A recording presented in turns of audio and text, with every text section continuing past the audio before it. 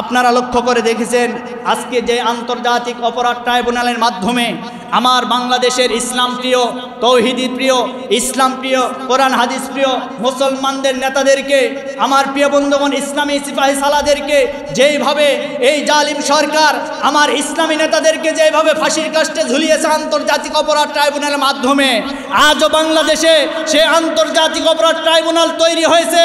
আমরাও চাই আজও হোক কালো হোক এই খুনি হাসিনা সহ তার দোসরদের বাংলাদেশে আন্তর্জাতিক অপরাধ ট্রাইব্যুনালে ফাঁসি হবে। এই কথা বলেন ঠিক কিনা? আল্লাহ রাব্বুল আলামিন বলেন, ইন্নাল্লাহা ইয়া'মুরু বিল আদলি ওয়াল ইহসানি ওয়া ইতা'i যিল কুরবা ওয়া ইয়ানহা আনিল ফাহশাই ওয়াল মুনকারি ওয়াল বাগই ইয়া'iযুকুম লা'আল্লাকুম তাযাক্কারুন। আল্লাহ রাব্বুল আলামিন বলেন, আমি আল্লাহর নির্দেশনা, ইন্নাল্লাহা নিশ্চয় আল্লাহ আদেশ করছেন, ইয়া'মুরু মানে আদেশ করা, আল্লাহ আদেশ করছেন, বিল আদল ন্যায় বিচার করো। আল্লাহ রাব্বুল আলামিন এই আয়াতে কারিমার ভিতরে বললেন ন্যায় বিচার কায়েম করো। ন্যায় বিচার যারা কায়েম করবে, আমার নবীজি বলেন কিয়ামতের ময়দানে 7 শ্রেণীর মানুষকে রব্বুল আলামিন আরশের নিচে ছায়া দান করবেন।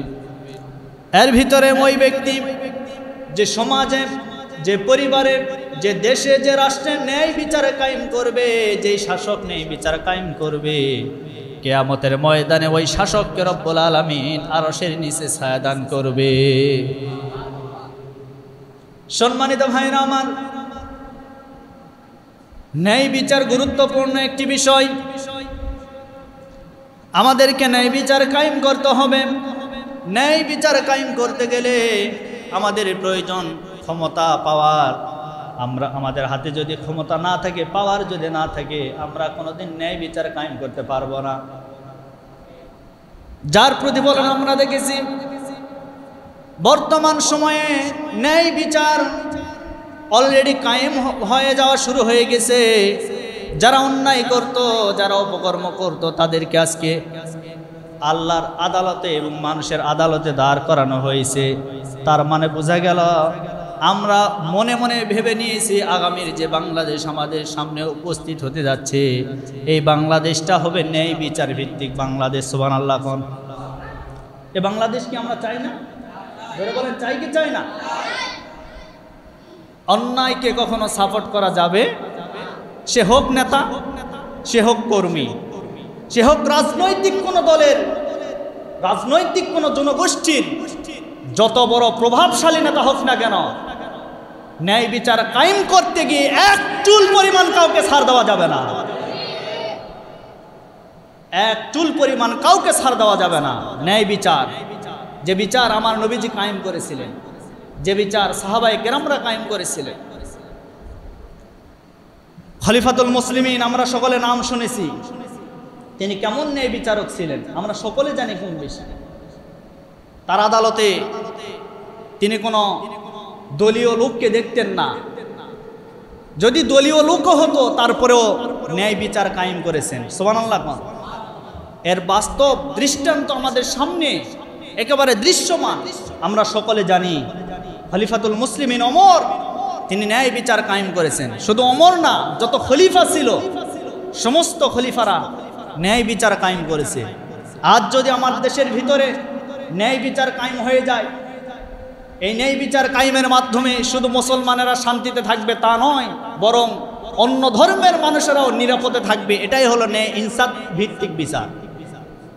আজকে আমরা দেখতে পাচ্ছি সারা বাংলাদেশের সংখ্যালঘুদের উপরে হামলা করা হচ্ছে, তাদের ঘর বাড়িকে ধ্বংস করে দেওয়া হচ্ছে, নষ্ট করে দেওয়া হচ্ছে, অন্যের সম্পদকে লুণ্ঠন করা হচ্ছে।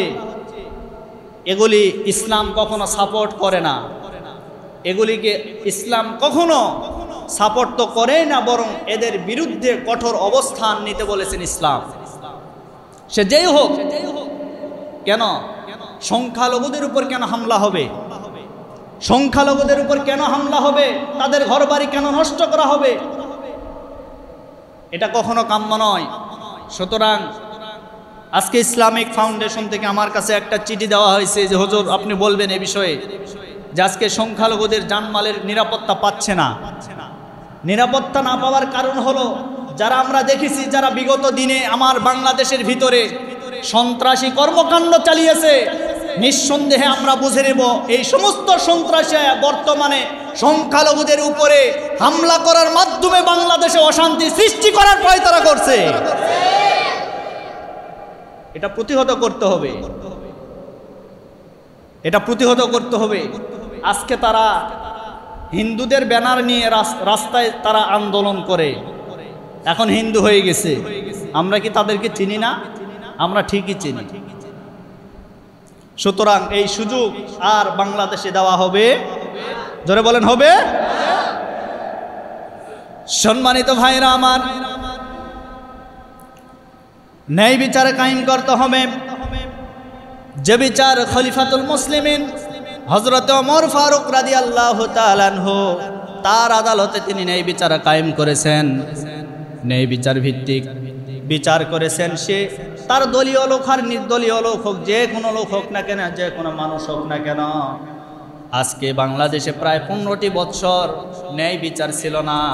না থাকার কারণে যদি দলীয় লোক ছাড়া অন্য কোনো দলের মতের যদি লোক হতো, সে যদি ন্যায়ের উপরেও থাকতো, তারপরেও তার নামে মিথ্যা মামলা হামলা দিয়া তাকে হয় বন্দি করে রাখা হইতো, না হলে তাকে ফাঁসির কাস্টে ঝুলিয়ে দুনিয়া থেকে শহীদ করে দেওয়া হইতো। ন্যায় বিচার ছিল না। সুতরাং আমরা ন্যায় বিচার চাই। এবার আসেন আমরা ইসলামের ইতিহাস থেকে একটু জেনে নেই। খলিফাতুল মুসলিমিন হযরত ওমর ফারুক রাদিয়াল্লাহু তাআলা আনহু কেমন ন্যায় বিচারক ছিলেন। তার আদালতে হিমসের সে সময় একজন গভর্নর ছিল, সেই গভর্নরের নাম হচ্ছে সাঈদ ইবনে আমের। হিমসের গভর্নর সাঈদ ইবনে আমের, তার বিরুদ্ধে তার এলাকার জনগণেরা 4টা মামলা দায়ের করেছে খলিফাতুল মুসলিমিন ওমরের আদালতে। এইবার এই মামলা যখন দায়ের করেছে, মামলা দায়ের করার পরে খলিফা আবার হিমসের গভর্নর সাঈদ ইবনে আমেরকে তার আদালতে হাজির করেছেন। মামলাটা হলো এই 1 নম্বর, সাঈদ ইবনে আমেরের বিরুদ্ধে মামলা হলো। তার জনগণের মামলা দিয়েছে 1 নম্বর মামলা হলো সাঈদ ইবনে আমের আমাদের গভর্নর হওয়ার পরেও প্রতিদিন তার রাষ্ট্রীয় কার্যালয়ে সে প্রতিদিন দেরি করে আসে। এটা হলো 1 নম্বর মামলা।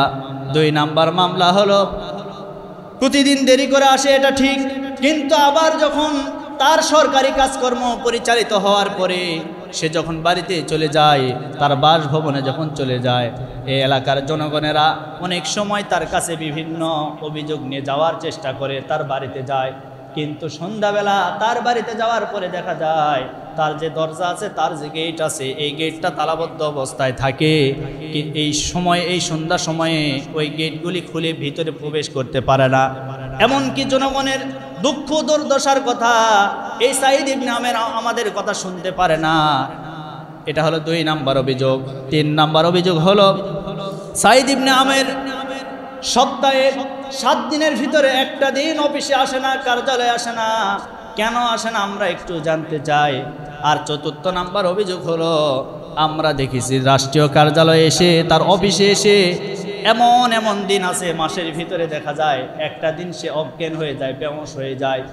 আর যেই দিন সে বেহুঁশ হয়ে যায়, অজ্ঞান হয়ে যায়, অচেতন হয়ে যায়, সেই দিন রাষ্ট্রীয় কার্য পরিচালনা করতে পারে না।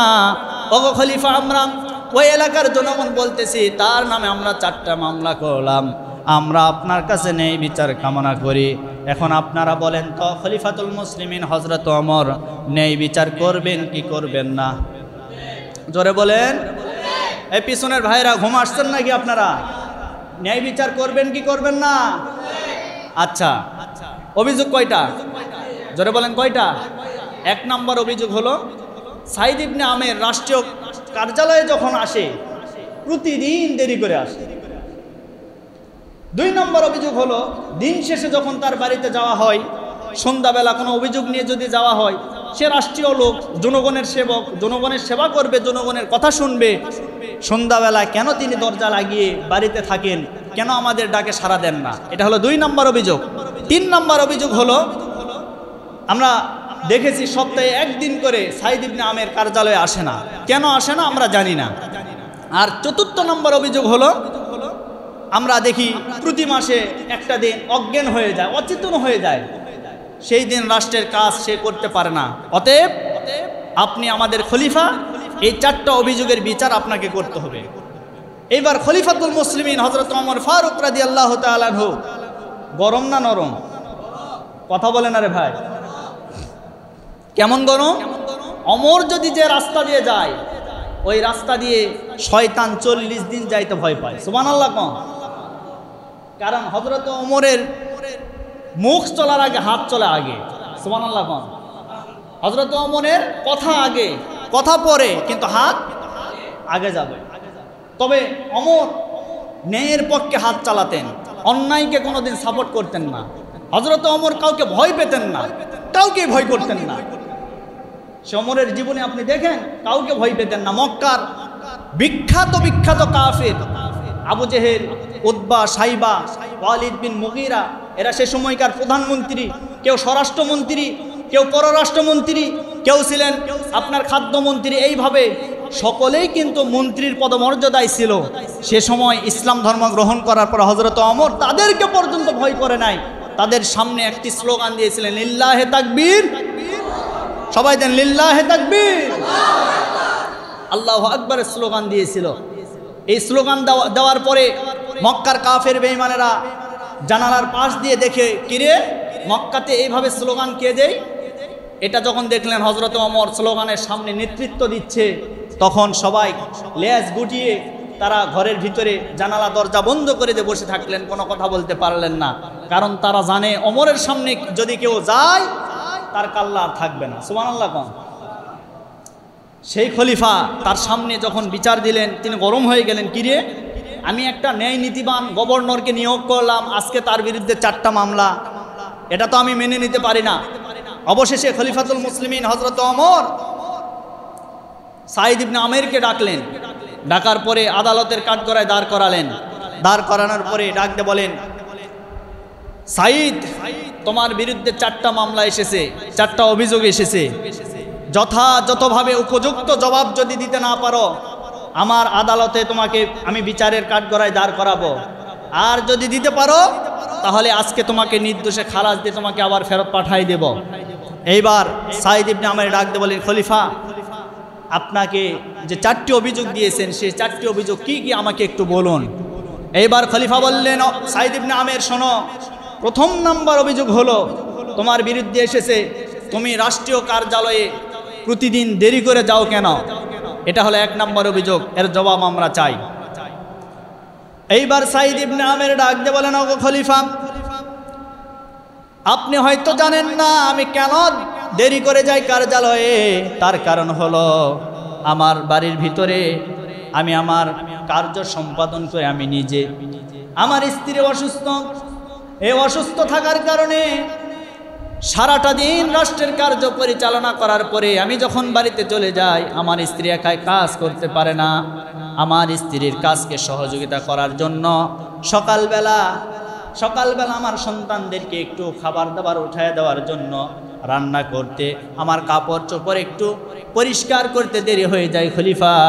এই কারণে কার্যালয়ে আমি আসতে একটু দেরি করি, আমার দেরি হয়ে যায়, কিন্তু আমি ইচ্ছা করে এইটা করি না। যারা অভিযোগ করেছিল তারা সবাই অবাক হয়ে গেল, কিরে হিমসের একজন গভর্নর রাষ্ট্রীয় পদমর্যাদায় সরকারি চাকরিতে আছে, সেই মানুষটার পরিবারে যদি এইরকম হালত হয়, আহারে এই মানুষটার পিছনের দিকটা তো আমরা কোনোদিন দেখলাম না। আর আজকে আমার বাংলাদেশের দিকে আপনি একটু তাকায় দেখেন তাদের কি অবস্থা, তাদের কি অবস্থা। একটা সামান্য মেম্বার কোটি কোটি টাকার মালিক, সাবেক প্রধানমন্ত্রী বলেছিল আমার পিয়ন হেলিকপ্টার ছাড়া চলে না। সুবহানাল্লাহ কোন? সুবহানাল্লাহ। হ্যাঁ, আমার পিয়ন হেলিকপ্টার ছাড়া চলতে পারে না। সামান্য প্রধানমন্ত্রীর পিয়ন যদি হয় এই অবস্থায়, আরো বড় বড় রাঘব বোয়ালদের অবস্থা কি আল্লাহ ভালো জানে। আজকে সারা বাংলাদেশকে শ্মশান করে ফেলেছে। সারা বাংলাদেশের সমস্ত সম্পদগুলি তারা আজকে বাহিরে নিয়ে বেগমপাড়ায় তারা বাড়ি তৈরি করেছে, তাদের নামে ব্যাংক ব্যালেন্স সব কিছু করেছে। এগুলি সব জনগণের রোজগারের টাকা। আজকে জনগণের টাকাগুলি আত্মসাৎ করে তারা বেগমপাড়ায় বাড়ি তৈরি করেছে।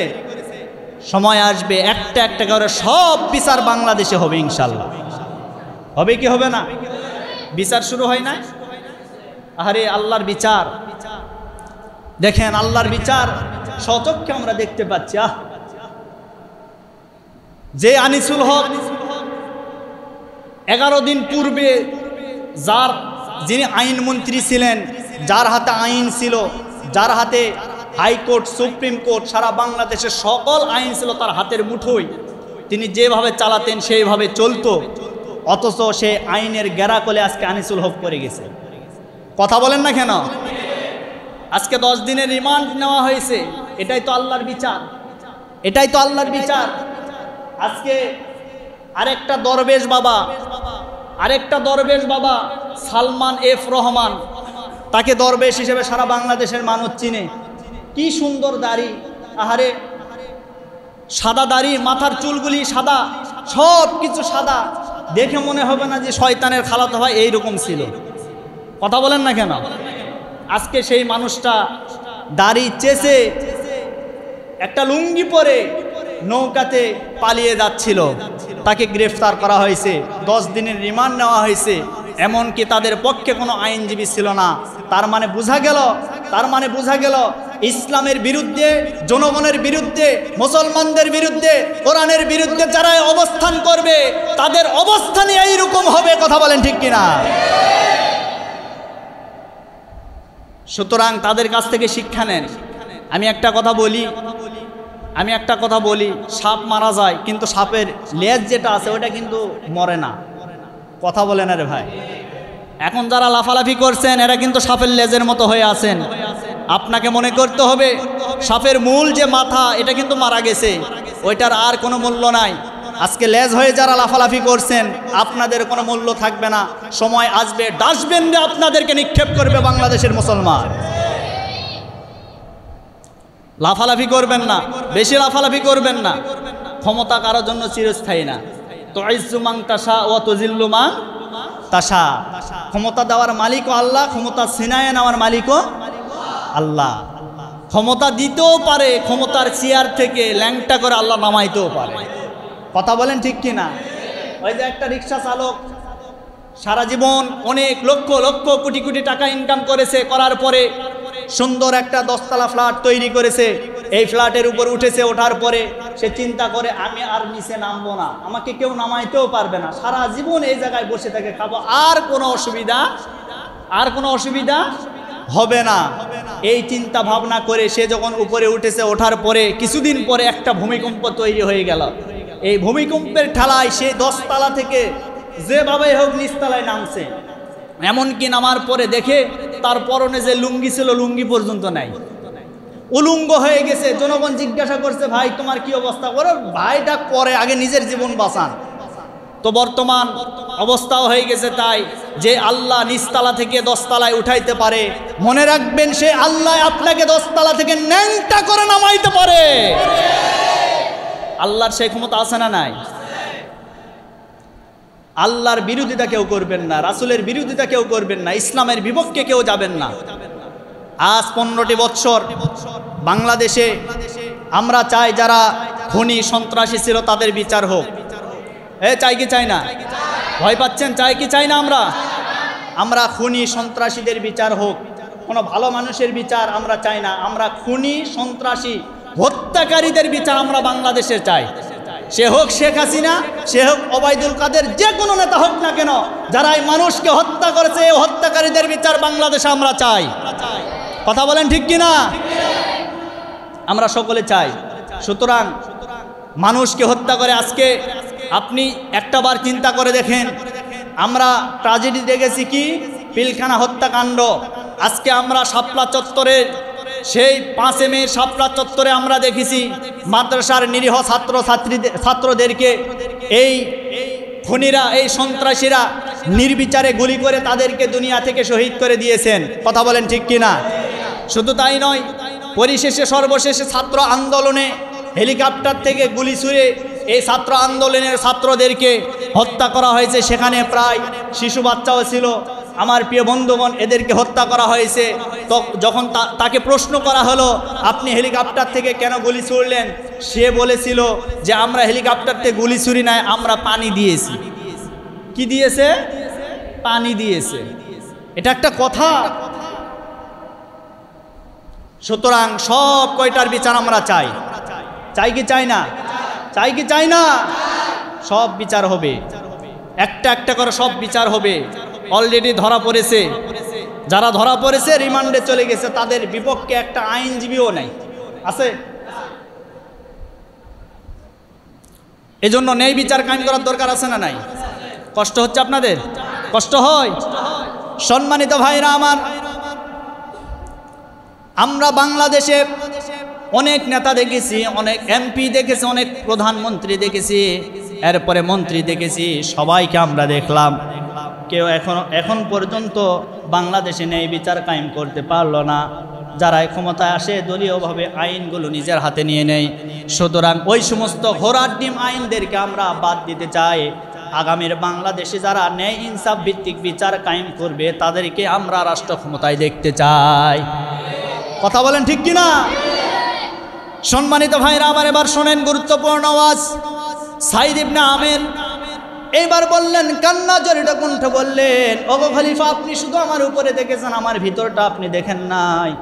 আপনি আমার এক নাম্বার অভিযোগ যে অভিযোগ করেছেন যে আমি প্রতিদিন কার্যালয়ে দেরি করে আসি, দেরি করে আসার কারণ হলো আমার পরিবারে আমার স্ত্রী অসুস্থ হওয়ার কারণে, আমার স্ত্রীর সেবা শুশ্রূষা করার পরে, আমার পরিবারে কাজকর্ম করার পরে আমার প্রতিদিন একটু কার্যালয়ে আসতে দেরি হয়ে যায়।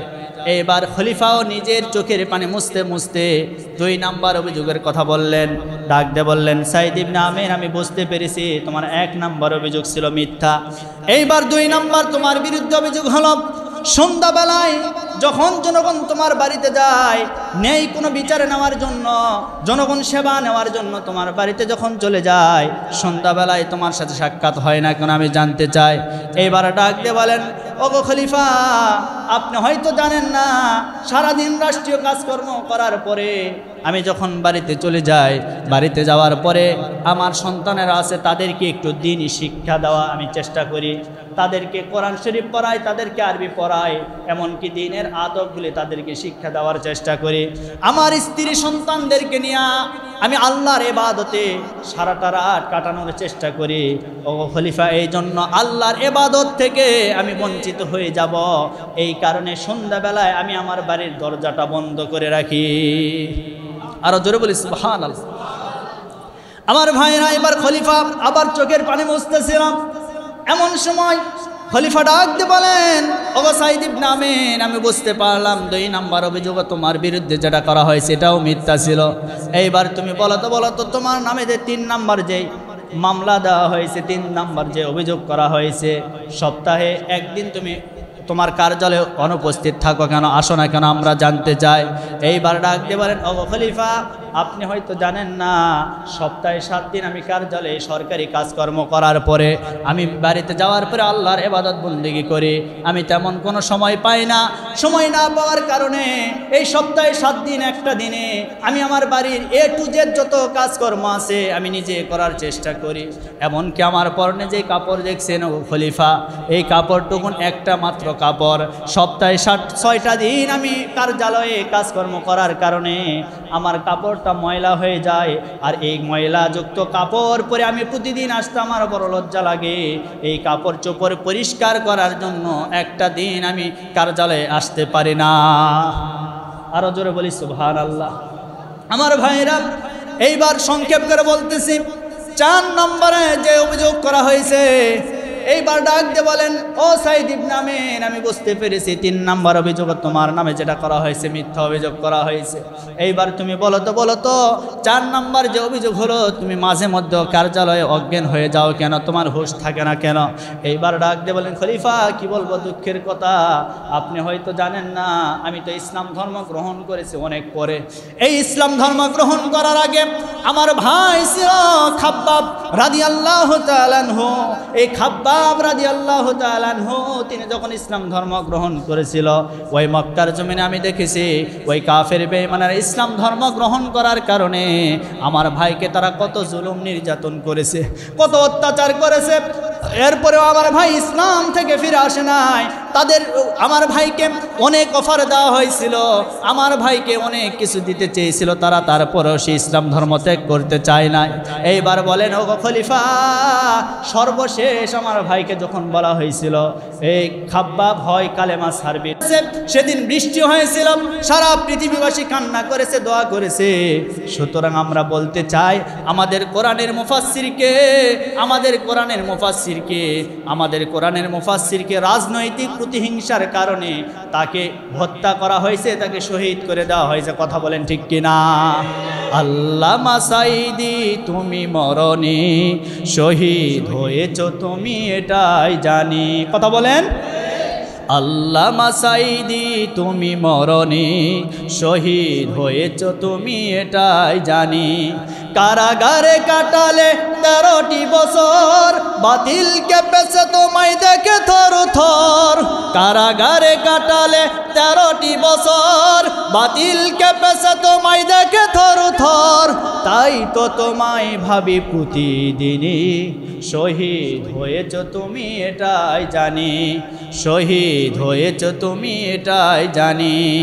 আল্লামা সাঈদী তুমি মরনি, শহীদ হয়েছ তুমি এটাই জানি। আরো জোরে বলে আল্লাহু আকবার। এই মানুষটার জন্য আজও প্রাণ কাঁদে, আজও আমাদের কলিজা কান্না করে। কথা বলেন ঠিক কিনা? আজকে এই মানুষটা আমি বলবো জিন্দা আল্লাহর ওলি। তাই যদি না হতো আজকে বিগত দিনে যে ওয়াজগুলি করেছেন, আজকে সমস্ত ওয়াজগুলি বাংলাদেশে বাস্তব রূপ ধারণ করেছে। আমাদের কোরআনের মুফাসসির বলেছিল, ও বাংলাদেশের মুসলমান শুনে নাও, শুনে নাও, বাংলাদেশের ভাগ্য আকাশে উত্তর গগনে কালো মেঘ জমা হয়েছে। যদি আপনারা মোকাবেলা করতে না পারেন, এমন অমাবস্যার রাত আসবে যার শোভে সাদিক হওয়া কঠিন হয়ে যাবে। আজ 15টি বৎসর সে অমাবস্যার রাত আমরা পার করেছি, এখন শোভে সাদিক হয়ে গেছে। আবার বলেছিল তোমরা বেশি লাফালাফি করবা না, 12 কোটি মুসলমান নারা দিবে, দিল্লি গিয়া মামু বাড়ি গিয়া পড়বা।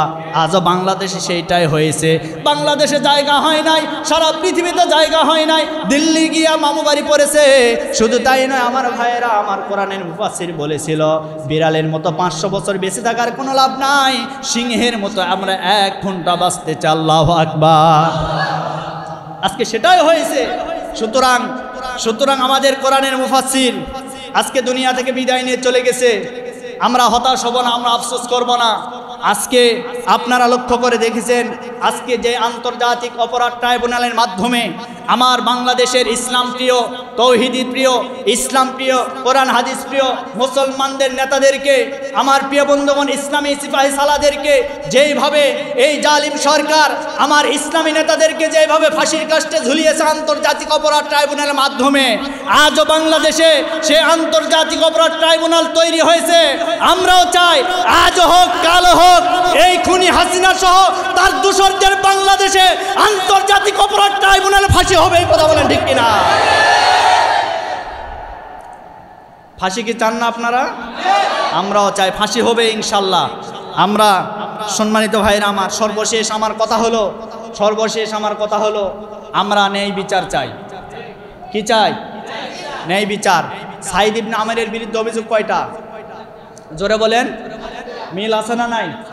হ্যাঁ, সর্বশেষ যে অভিযোগ করেছিল সাঈদ ইবনে আমের বলেছিল, ও খলিফা আমার ভাইকে যখন ফাঁসির কাস্টে ঝুলানো হলো, ফাঁসির কাস্টে নেওয়া হবে, এমন সময় নবীজিকে গালি দেওয়া হয়েছিল যে আব্দুল্লাহর এতিম পোলা মোহাম্মদ করেন সাল্লাল্লাহু আলাইহি ওয়াসাল্লাম তোদেরকে জাদু করেছে, এই জাদু করার কারণে আজকে পর্যন্ত তোরা এসেছিস, তোরা বাঁচতে পারবি না।